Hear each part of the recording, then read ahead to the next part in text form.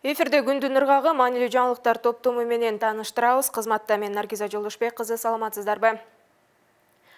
Коронавируска каршы күрөшүү боюнча республикалык штабтын 12 февралдагы маалыматына караганда акыркы бир сутка ичинде COVID-19 жана пневмониядан 2 адам каза тапты. 70 кишиге вирус жаңы жуккандыгы маалым болду. Саламаттык сактоо министрлигинин жаңы эсеби боюнча коронавирус пандемиясы башталган март айынан бери илдеттин курмандыктары 1438 кишиге жетти. Ал эми инфекцияны жугузуп алып, диагнозу расмий тастыкталгандар 85398 адамды түздү. Алардын ичинен 82098 айыгып чыкты. Муфтийдин милдетин Жоробай Шаргазиев аткарат. Бул тууралуу муфтияттан билдиришти. Кыргызстандын мусулмандар дин башкармалыгынын жоосу боюнча муфтий отставкага кеткен учурда шайлоого чейин анын орун басары муфтийдин милдетин аткарат. Учурда анын орун басары Жоробай Ажы Шаргазиев деп билдирди маалымат катчы. Эске салсак, алымдар кеңеши 11 февралда жыйынга чогулуп, муфтий Максат Токтомушевдин отставкасын кабыл алган. Ал эми муфтийди шайлоо ушул жылдын 5 апрелине дайындалды. Кошумчалай кетсе, Кыргызстан мусулмандарынын курултайы жаңы устав боюнча 4 жылда бир чакырылып, Азирети муфтий, алымдар кеңеши жана борбордук текшерүү комиссиясынын төрагасы курултай делегаттары тарабынан ачык добуш менен бекитилет. Кыргызстан мусулмандарынын дин башкармалыгынын башкы бухгалтери УКМКнын тергөө абагына 2021 жылдын 10 апрелине чейин сотко чейинки өндүрүштүн жүрүшүндө камакка калынды. Бул тууралуу 1 райондук сотунун басма сөз кызматы билдирет. Маалыматка ылайык, мындай чечимди Бишкектин 1 райондук сотунун судьясы 12 февралда чыгарган. 10 февралда УКМК бухгалтер мыйзамсыз финансылык иштерге шектүү катары кармагандыгын маалымдаган жана муфтияттын жетекчилиги зайратчылар кошкон акчаны жеке каржы уюмдарына насияга берип, ай сайын пайыздык төлөмдөрдү алуу менен жеке максатына жумшагандыгы аныкталды деп билдирген. Ошол эле күнү муфтийликти жетектеп турган Максатбек Токтомушев бул ишке шектүү катары кармалган. 12 февралда Бишкектин 1 райондук соту Токтомушевди өлкөдөн чыкпоо тууралуу тил каты менен бошоткон. Улуттук коопсуздук боюнча мамлекеттик комитеттин мурдагы төрагасы Абдил Сегизбаевдин үстүнөн жалпысынан 6 иштер келип жатат. Бул тууралуу 11 февралда башкы прокуратурадан кабарлашты. Мекеменин маалыматына караганда, биринчи иш Белизгейт окуясына байланыштуу.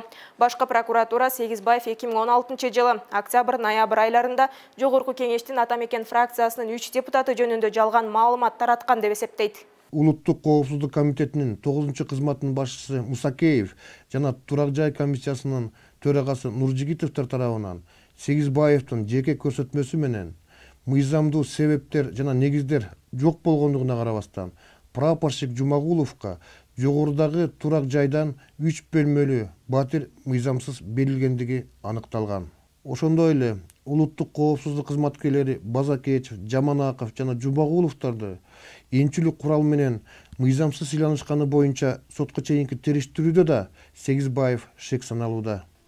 Мындан тышкары, атайын кызматтын мурдагы жетекчиси Сегизбаев Аламидин райондук мамлекеттик администрациясынын, Ташмойнок айыл өкмөтүнүн, Аламидин райондук сотунун жана башка кызмат адамдары менен туруктуу коррупциялык схема түзүшүп, чет мамлекетке чыгып кеткен жана каза болуп калган мурдагы жер ээлеринин атынан жасалмаланган ишеним каттарды пайдалануу жолу менен Аламидин райондук сотунун мыйзамсыз чечимдерине таянып, жалпы аянты 18,46 айыл чарба багытындагы 92 жер тилкесин, ошондой эле Кой Таш айылында жайгашкан 2,2 гектарды түзгөн Жайыт багытындагы жер тилкелерин жакын туугандары жана өзүнө байланышы бар адамдары менен биргеликте ээлеп алышкан. Дагы бир факт.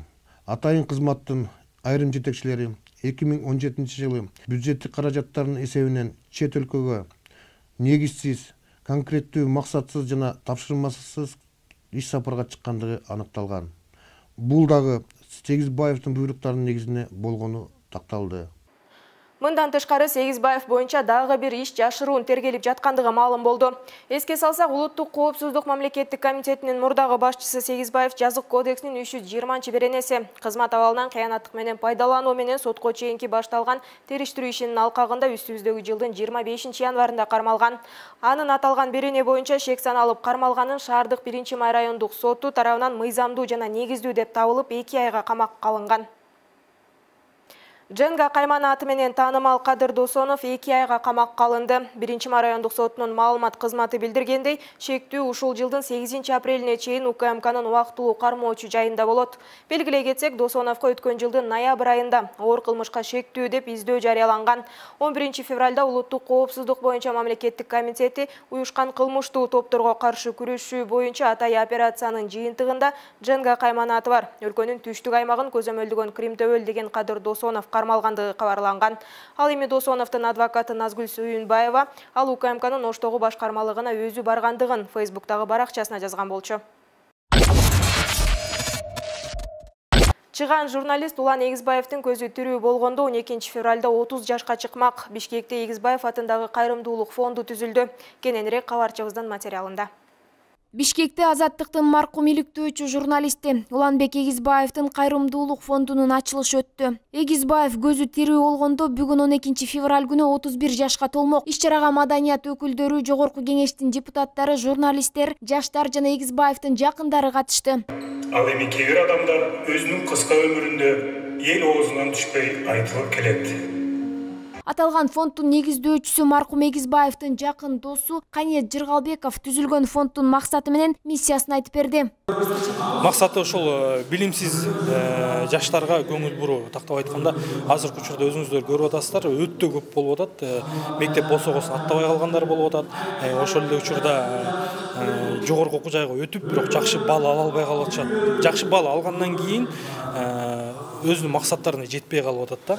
Ошол биз мектеп босогосун буюрса келаткан жылы сентябрга 1000 окуучуну деп ниет кылдык. Биз аракет кылабыз, буга жетебиз. Депутат Момбеков Улан Эгизбаев улуу ишти баштап кеткенин айтып өттү.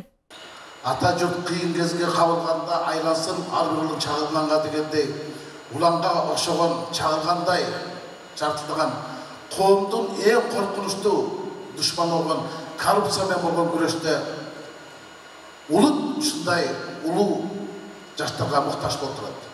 Мына Улан ұшын ішті баштап кеткен.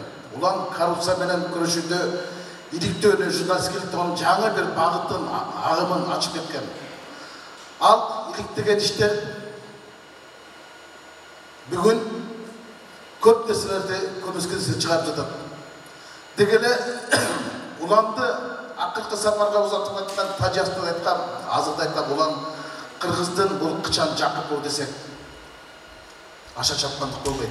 Эгизбаевдин апасы Жипаркуль Сариева 3 жылдан бери уулуна арналган иш-чараларга катышканын, анын эмгеги элдин эсинде сакталып калганын билдирди. Мына өзүң айткандай Улан исти таштап кеткен уже 3-чү жыл болуп атат. Мондай иш-чаралар 3-чү жолу өтүп атат. Анан Бореки Улан атына кайрымдуулук фонддагы 3-чү болуп атат. Будай бир төлгө деп ойлойм өзүм. Анан ушундай фонддорду уюштуруп, Улан жөнүндө айтылган ар бир иш-чара Уландын экинчи өмүрүн жашап атканы, анан биздин да мындан аркы жашообузга дем күч берип, мотивация берип атат да, мындай айтканда. Ыраазымын, жалпы кыргыз элине Улан дегенин баарына ыраазымын. Анан дайыр айтайын дегеним, 12 февраль салттуу түрдө ар бир кыргыздын акыйкаттык эңсегендин кызыл календарына кирип калыптыр деп ойлойм да. Ал эми жубайы Сапаргүл Абдинабиева маркум жолдошунун мыкты журналист гана эмес, кайрымдуу, адамгерчилиги бийик инсан болгонуна токтолду. Улан кармандарды ал издечү эмес, ал адамдарды ар бирин көзүнө карап сүйлөшүп атып табалчу да. Анан ошол жерден жанагы баарыңыздар билгендей Уландын тасмасы, экинчи жашоо деген тасмасы бар. Ошо Көз Азиз Назгүл деген кыз жөнүндө тартылган. Анан ошол Нургазыны дагы Америкага алып барып келген Нургазыны дагы үйгө чейин алып келип, мен ушул жөнүндө жазган постум дагы бар. Тазалап, телефонун берип, жуутуп, кандай десем, өзүнүн бир тууганындай эле да, ушунчалык жароокер, мээримдүү адам болчу. Кошумчалай кетсек, Уланбек Эгизбаев журналисттик иликтөөлөрүндө кыргыз атка минерлердин коррупциялык схемаларын, хан сарайлардын курулушу үчүн муниципалдык жердин мыйзамсыз сатылышынын жана көрүстөндөгү коррупциянын бетин ачкан. Анын материалдары коомдо резонанс жаратып турган. Анын көрүстөндөгү коррупция тууралуу акыркы иликтөөсү парламент трибунасына чейин жеткен. Эгизбаев 2018 жылы 22 июлда Ысык көлдө каза тапкан. Ички иштер министрлиги маркум сууга чөгүп каза болгонун билдирген. Ушуну менен күндүн жүрүшүндө топтолгон жаңылыктар түрмөгүн жыйынтыктайбыз. Эмки эфирден амандашканча саламатта туруңуздар.